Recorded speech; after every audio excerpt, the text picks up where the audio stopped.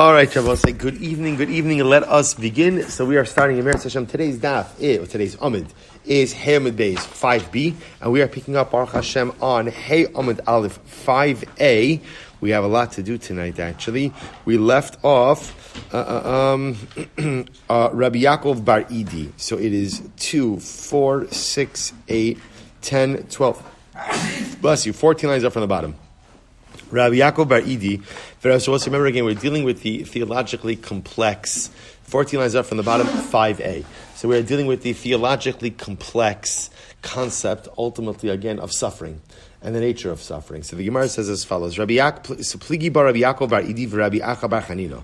Chad Amar Elohein Yisurin Shal Ava. So remember again, and yesterday we were introduced to the concept of Yisurin Shal Ava, which is suffering as a manifestation of love. Again, it sounds almost like theologically contradictory that somehow suffering would be a manifestation of divine love.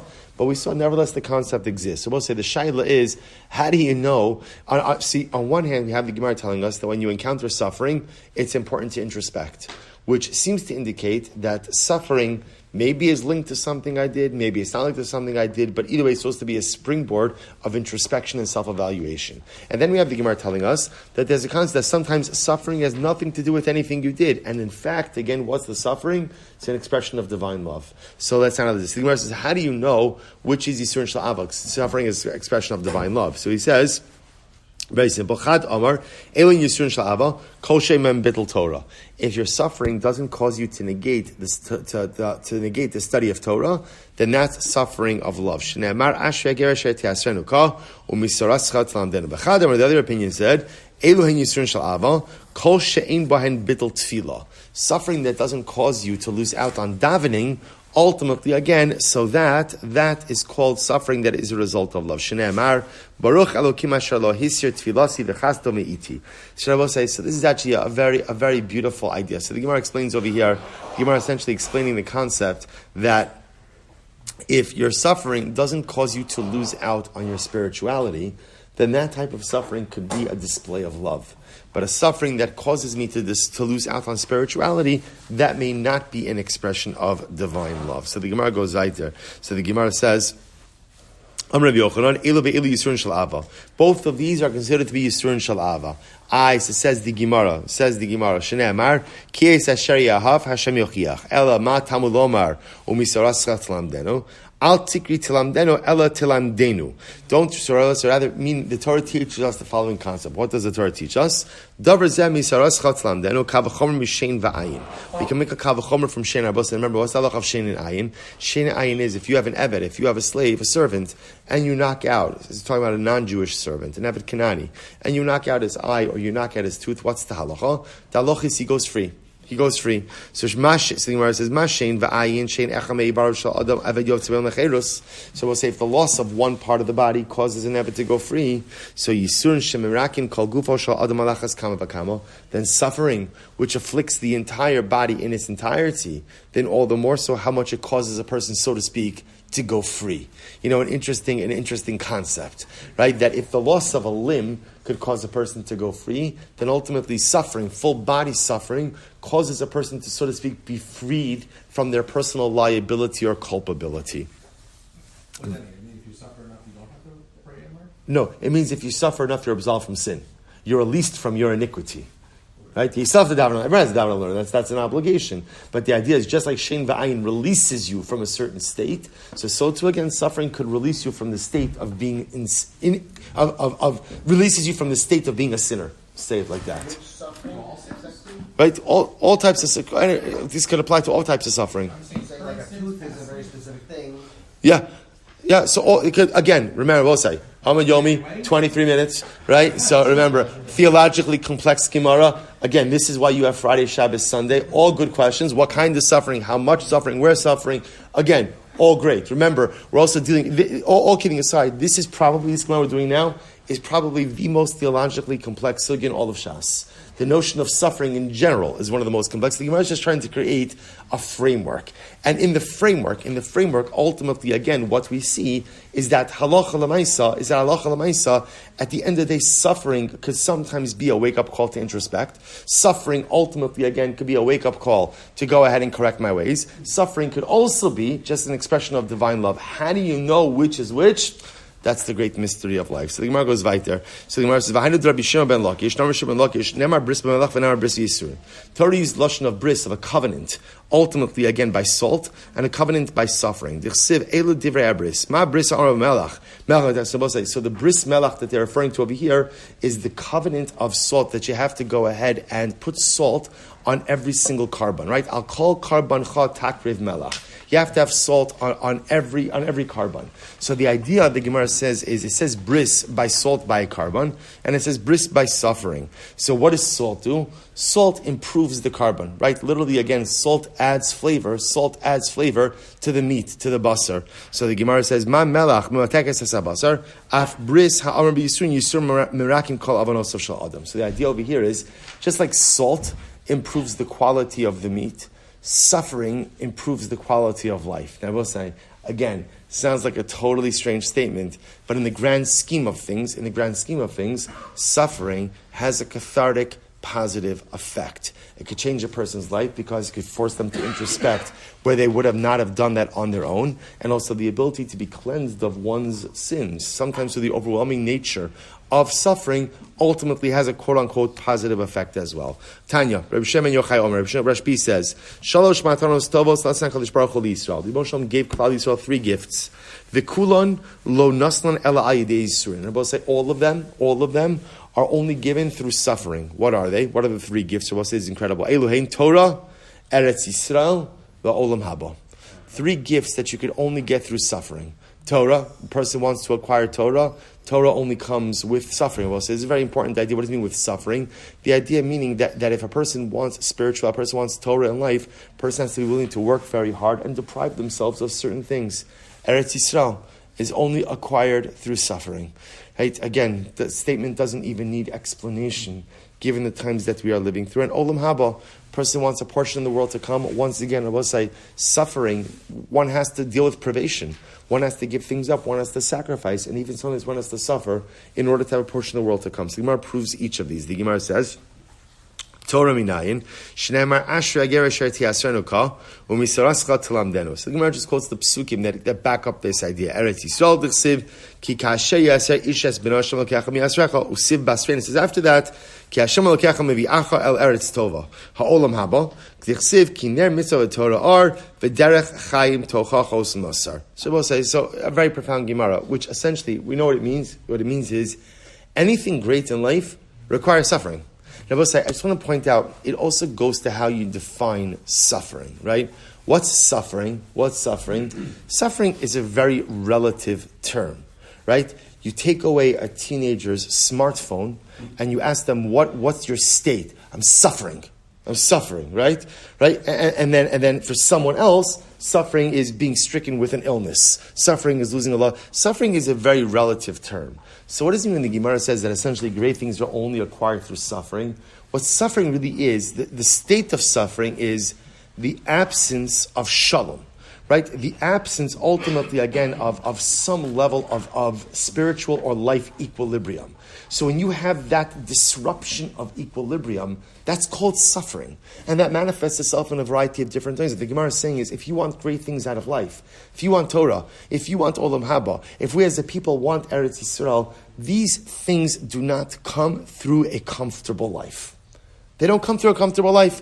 So if your pursuit in life ultimately is to be comfortable, right? If that's the goal, if the goal is to be b'shalom, the goal is to be comfortable, the goal is to feel nice, then just recognize you will not be able to acquire some of the greatest gifts in life. The greatest things in life require a fundamental disruption of shalom, which by definition puts you in the state of suffering. So the Gemara goes weiter. The Gemara says, Tani Kamid Rabbi Yochanan. Kol osik b'torah gemilas chasadim. This is incredible Gemara. So Rabbi Yochanan says as follows, or I should say the top of Rabbi Yochanan. Whoever learns Torah, engages in gemilas chasadim, acts of charitable kindness, we'll say 5b, the kover es banav, and Chas v'Shalom buries his children, Mochalin lo kol avonosav. He is forgiven for all of his sins. Now we'll say, what does this mean? What does this mean? A dramatic Gemara. So we'll say, obviously the first two of the three make a lot of sense. Person goes ahead and learns Torah. Person does charitable acts of kindness. That I understand why at the end of the day I can be forgiven for my sins. What does it mean? Person buries his children. So the Maharsha comments on this and he says what it means is like this. That a person, Rachman Nebach, who loses a child, who suffers loss, but still maintains their connection to HaKadosh Baruch Hu, that's the highest level. That's the highest level. I'm sorry? Avram Avinu. Right? That's the highest level. So a person like that is able, so again, each of these things represent achieving a level of closeness to HaKadosh Baruch Hu. I learned Torah. I could be doing other things. Why do I learn Torah? Because I love Hashem. I could be serving myself. Why am I helping others? Because I love HaKadosh Baruch Hu. At the end of the day, a person loses a loved one and still maintains that connection and fidelity to HaKadosh Baruch Hu. That's the highest level. That is the highest level. When God takes from you someone that you love more than anything, in an irreplaceable way. Every loss is irreplaceable, but there are certain losses where the void is felt literally until you draw your last breath. Person chas v'shalom suffers a loss like that and still maintains connection to HaKadosh Baruch Hu. That's a tzaddik. That's a tzaddik. That's a person who's reached a level where he or she is cleansed of all their sins. I'm going to Rabbi Yochanan. Bishlam atzorg milas chasadim. T'chsiv v'chased be'emes yichu paravon. Chased zu milas chasadim shneimar rotev tzedakah v'chased yimtza chayim tzedakah v'kavod emes zutar shneimar emes kanav al timkar. So the Gemara essentially says, I understand the first of the three. I understand the power of Torah and I understand the power of chesed. But kover as banav minayin. Where does that even come from? In all of this, right? Like how is that even part of our discussion? So Tzavos says incredible. Tani lehahu saba mishum Rabbi Shimon ben Yochai. I must say again. I also just want to mention here. We're doing these Gemaras very quickly, and we're not giving them their fair due. And it's certainly about to say whenever we speak about loss, especially Rahman al-Islam of a child, is catastrophic. And so again, in no way should we, just because we're reading the Gemara, quickly, and in no way should it be construed that Chazal didn't appreciate the overwhelming enormity of that kind of loss. Of course they did. What they're trying to help us do over here in this Gemara that we're just doing, that I'm reading very quickly, is try to place it in a framework. They will say, anyone who's ever endured loss, right? What's the hardest thing about loss? The hardest thing about loss? Loss disrupts your universal order, right? Like in other words, the universe had an order. I had a mother, a father, right? A brother, a sister, a spouse. There was an order, and now there's death, there's loss. The whole order is disrupted. But I'll point out to you. So the halacha by Avelus is that an avel, a mourner, has to change his seat in shul. What is that? What is that? So some say it represents Galus, exile. So actually, I saw there's a beautiful insight that's given that the concept of changing your seat, I will say, is when you sit in shul, when you sit in the same seat, so you have a makam kavua, so your perspective is fixed, right? You see things in a certain way. When you change your seat, what happens? Your entire view is changed. So it's supposed to be representative of the effects of death on the living. What really, death is a disorienting experience. I saw the world one way. There was an order in my life in one way, and now suddenly everything has been upended. You change your seat to, so to speak. I don't look at the shul the same way. I don't look at people the same way. I don't see anything the same way. So I just want to point out, the Gemara is not minimizing the catastrophic nature of the loss. What the Gemara is trying to do is try to embed it in a theological framework. So the Gemara says, "Minayin tanalu husam mishon b'shem hayochai asya avon make a gzer shabav avon." Ksiv hacha bechesed ve'emes yichu paravon. It says over here that through chesed and emes a sin will be atoned for. Uksiv hasam u'mishalim avon avos el chek b'neihem. So I will say the Torah uses, or I should say Tanakh uses the same wording of avon, of sin, by the death of children, and ultimately again by Torah and chesed. So the Gemara therefore strings all of these together to essentially say just like Torah and Chesed have the ability to purge one of all their sins, so too Chas Hashem, the death of a loved one, the death of a child, and still maintaining the fidelity and connection to HaKadosh Baruch Hu, catapults one to a spiritual level where all of their sins are forgiven as well. I'm Rabbi Yochanan. Negoim ubanim einam yisurin shel ava. But say negoim is tsaras, which we loosely translate as leprosy, and chas v'shalom, the loss of one's children. This is not a display of suffering of love. These are not afflictions of love, the Gemara says. Negoim, is that true? That ultimately, again, negoim, so tsaras is not, yisur shel ava is not an affliction of love. Vatanya we learn, kol mishish bo echa mi arba maros negoim halalu, einon elam mizbeach kapara. Yet Chazal said that if you have one of the problematic spots on your skin that's saras, that is a mizbeach kapara. Essentially, again, that atones for you. To which the Gemara says, mizbeach kapara mizbeach kapara havu, yisurin shel ava lo havu. It's true, it atones, but it is not a manifestation of suffering of love. The other possibility is halan v'haluhu. But the other possibility is maybe there's a distinction between Eretz Yisrael and Bavel. In Eretz Yisrael, where if you got saras, you would have to leave the city. You'd have to leave the walled cities, right? So ultimately, again, then saras is not a display of divine love. But in Bavel, where if you got saras, you could pretty much just stay at home, then again, that could be a display of divine love. Incredible view. I say the other possibility is habetzina, habefarhesya. One could be talking about public saras, in other words, where it's seen, it's on a part of the body where everybody can see, versus private saras, where it's on the part of the body where no one else could see. Maybe that's the distinction. So halacha l'maisa, if the saras is hidden and only you know about it, then perhaps it could be a display of divine love. But if halacha l'maisa, everyone could see it, and therefore there's an element of humiliation, that's not divine love. So, I'm sorry. I skipped. Ubanim lo, we'll say, is the loss of a child, chas v'shalom. Can that not be a display of divine love? We'll say, no, it sounds strange to even say the words. But the Gemara is wondering, could it be that perhaps, as catastrophic as the loss is, maybe it's also a display of divine love? To which the Gemara says, Heichi dami, what's the case? Ilema delo havalahu, dahavalu mesu. So if you want to say ultimately again that a person had children, and chas v'shalom they predeceased him, v'ha amar Rabbi Yochanan din garma da asira bir. Rabbi says incredible. Rabbi Yochanan lost 10 children, and he carried around a little bit of the bone fragment of his 10th child, of his youngest. Rashi points out over here. Why did he do this? Ultimately, again, la'agmas nefesh. He was so pained by the loss of his children. He was so pained that at the end of the day, he couldn't move past it. So he carried around literally a little bone fragment of his youngest child who had passed away.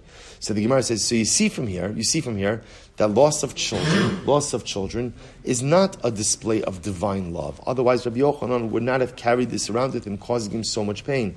The Gemara says, rather, Ella hadalo havule klal, v'hada havule umesu. Rather, the Gemara makes an interesting distinction, that there's a distinction ultimately, again, where if a person had children and lost them, so a person got the experience of being a parent, that type of loss could be an expression of divine love. Versus a person who has never had the opportunity to have children, that's not an expression of divine love. Now I will say again, I want to give you all of these gemaras like with a strong asterisk. The strong asterisk is even Chazal didn't understand why suffering happens. Right? In other words, I should say differently. Chazal may have understood in a much deeper way why suffering happened, but Chazal did not divulge to us the real reasons for suffering. What Chazal are trying to create for us, Rabbi say, is just a theological construct. So here's what we have. So we'll say, so here's what we have. We have suffering ultimately again as a springboard for introspection. Well, let's start back. We have suffering that sometimes could be as a result of sin. In other words, we'll say, there is sometimes where God visits suffering upon me as a punishment for things that I've done. That could happen. That's model 1. Model 2, suffering ultimately again as a springboard for introspection. I didn't per se do anything specifically to bring this about, or I don't know what I did, but it doesn't really matter. The goal is for me to take this disruption in the natural order of life and to introspect. That's number 2. Number three is ultimately suffering as a display of divine love. This level where I haven't done anything wrong. Maybe I don't even need to introspect. But what is Chadash Baruch Hu doing? Chadash Baruch Hu is trying to purge me from any vestige of sin that I have, so that it all gets out in this world, so that by the time I leave this world and go to the world to come, I am clean, I am pure. That's suffering as a display of divine love. What fits into what category? So you see, the Gemara is all over the place. Why? Because at the end of the day, I don't know. That's the idea. I don't know. But I will tell you, for me, I'll tell you what I take away from this Gemara. What I take away from this Gemara is that when stuff does happen to us in life, right, and there is a disruption in the natural order, it is a wake-up call to introspect. Not necessarily that I did anything wrong, but again, when you experience a disruption in the natural order, the important response is, okay, now it's time for me to look inward. Now it's time for me to think about who I am, what I am, how I'm living, and perhaps what I need to do differently going forward. So the Gemara goes right there. I will say, listen to this. It's great Gemara. Rabbi Chibar Abba, Chalash. Rabbi Chibar Abba was ill. All the Gabe Rabbi Yochanan. So we'll say, Rabbi Yochanan came to visit him. And Rabbi Yochanan says, Amalei, Chavivan Alecha Yisurin. So we'll say, it's such a fascinating discussion, right? So Rabbi Chia is very sick. Rabbi Yochanan comes to visit him. What does Rabbi Yochanan say? No, do you like the suffering? Right? Now we'll say, now don't do that on a Bikur Cholim visit, right? Not a good idea. What was Rabbi Yochanan saying? Rabbi Yochanan was saying to Rabbi Chia, he said, Rabbi Chia, you know that there's a profound opportunity in suffering, right? That suffering means you're being cleansed on some level. So tell me, do you like it? Amrlei lohein velo scharan. To which Rabbi Chia responded, no, I don't like it. I don't want the suffering, and I don't want the reward. I would like to just be freed from this. Amrlei havli yadecha. Rabbi Yochanan said to Rabbi Chia, give me your hand. Yoav leyadei va'okmei. So sure enough, Rabbi Chia extended his hand. Rabbi Yochanan took his hand, which usually means a lashon of tefillah, of davening, and he healed him. Incredible Gemara. Another one. Rabbi Yochanan Chalash. I will say now, remember, in the last story, Rabbi Yochanan was the one who was visiting. He was the mevaker, the one visiting. Now Rabbi Yochanan is sick. Rabbi Yochanan Chalash, Allah Gabe Rabbi Chanina. And Rabbi Chanina came to visit him. Amalei, Chaviv and Alechi Yisur. And tell me, Rabbi Yochanan, do you like the suffering? Right? How's it going? How's the suffering? Right? Is it good? Chaviv means, like, do you like it? Rabbi Yochanan said, no, I don't want it. I don't want the suffering. I don't want the reward. I'd rather just be rid myself of all the suffering. So Rabbi says so beautifully. So what happened? Rabbi Chanina said, give me your hand. So Rabbi Yochanan extended his hand, and ultimately again, and Rabbi Chanina healed him.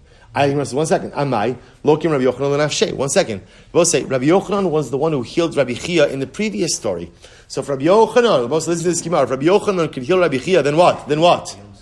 Why can't he heal himself? Rabbi says, listen to this Gemara, Amri, ein chavosh matya atzei beis hasurin. Rabbi says a great line. The person who is incarcerated cannot free himself from his own jail. What does that mean? But at the end of the day, when you find yourself in difficult circumstances, often you don't know how to navigate out of them. But that's why in life it's so important to have someone outside of ourselves who we could turn to for advice, for guidance in difficult times. Because for whatever the reason, when you're in the midst of the problem, you often have difficulty creating or identifying the solution. Chazal's expression for that is the person who's incarcerated doesn't know how to get himself out of the jail. Incredible. So the Gemara goes weiter. Rabbi Eliezer Chalash. Rabbi Eliezer was ill. All the Gabe Rabbi Yochanan. Rabbi Yochanan ultimately came to visit him. Chazat dahavik hagani bebayis afa. So we'll say what happened. Rabbi Yochanan, and we're learning this in Smichas Chaver now. Rabbi Yochanan saw that Rabbi Eliezer was sleeping in a dark room. In other words, that the room wasn't illuminated, right? The room wasn't illuminated. In other words, what was happening over here is that Rabbi Yochanan saw that Rabbi Eliezer wasn't being taken care of. He was just physically wasn't being taken care of. So what happened? So Gal Yeladare, he rolled up his sleeves, right? He lifted up his sleeve. V'nafal nura. So what's it? So apparently, Rabbi Yochanan had a very radiant countenance. His skin had like a glow. So he rolled up his sleeve, and the glow of his skin went ahead and illuminated the room. So the Gemara say, I'll just tell you something amazing. I'll save it. So the Gemara goes right there. The Gemara says, so Chazi dehavik kabachi Rabbi Eliezer. So what happened? So now remember again, Rabbi Yochanan saw that Rabbi Eliezer was a sick person, was crying. Amar le amai kabachis. Why are you crying? If just maybe you're crying because you know maybe you're going to die shortly and you haven't learned enough Torah. Shanina, we learned we learned about that whether you learn a lot or you learn a little, the ikar is that what? The ikar is that you try. The ikar is that you try. Maybe you're crying ultimately again, maybe you're crying because you didn't make enough money, right? Enough parnasa for your family. This Gemara says, if that's the case, lo kol adam zochel shtei shulchanos. I will say in life, not everyone is successful at two tables. I will say this is a metaphor. Chazal speak about two tables. There's one table of spiritual success and one table ultimately again of material success. Not everyone is able to eat at two tables. Sometimes all a person is able to do is be successful in one of the tables of life.